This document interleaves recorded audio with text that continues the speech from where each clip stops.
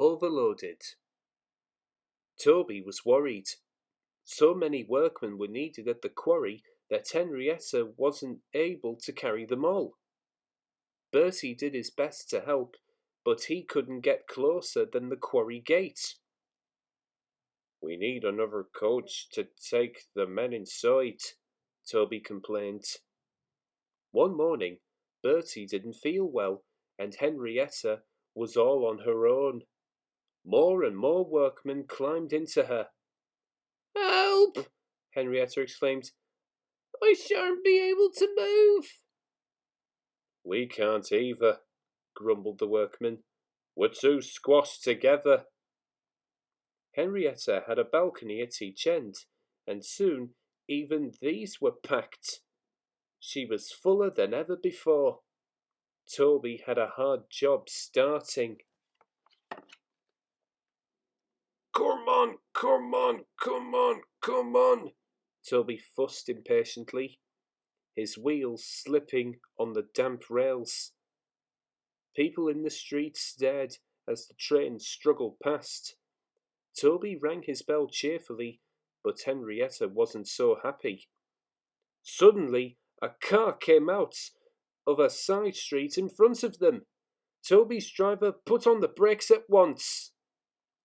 The train stopped quickly, and some of the workmen were pushed against the railing of Henrietta's front balcony. It bent, but luckily it didn't break. A policeman passing on a bicycle stopped and wrote something in his notebook. "Oh dear," Henrietta said to herself. "That means trouble, I think." She was right. The next day, an inspector came to see the quarry manager. "There is a bylaw, sir," he said, which says that passengers should not be carried on the end balconies of railway carriages.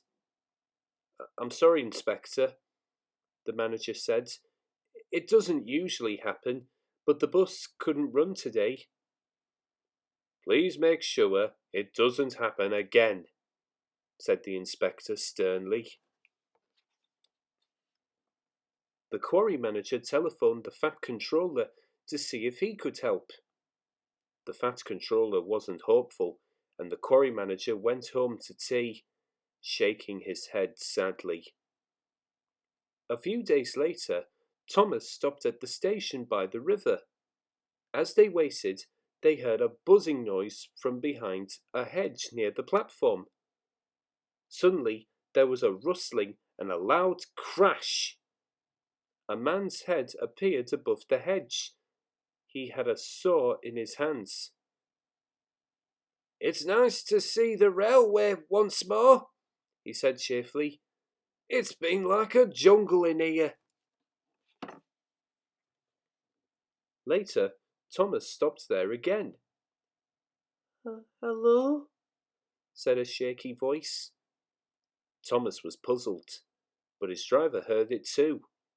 He looked over the hedge and saw a very old, very broken down railway coach. "What's your name?" asked the driver. "Victoria," replied the coach shyly.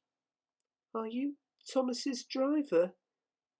But before he could answer, the guard's whistle blew, and they had to go.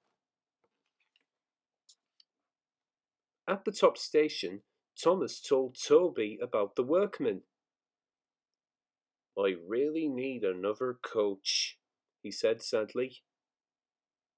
"But we've just found one," said Thomas excitedly. "She's in an orchard near the river, and she is old and lonely."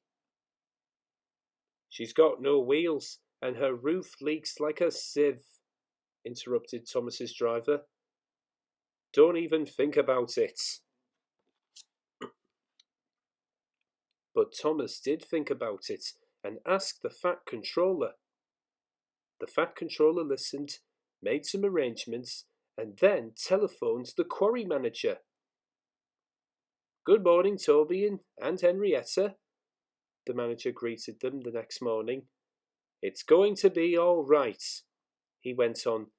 "The Fat Controller says don't worry about another coach, because he has something up his sleeve."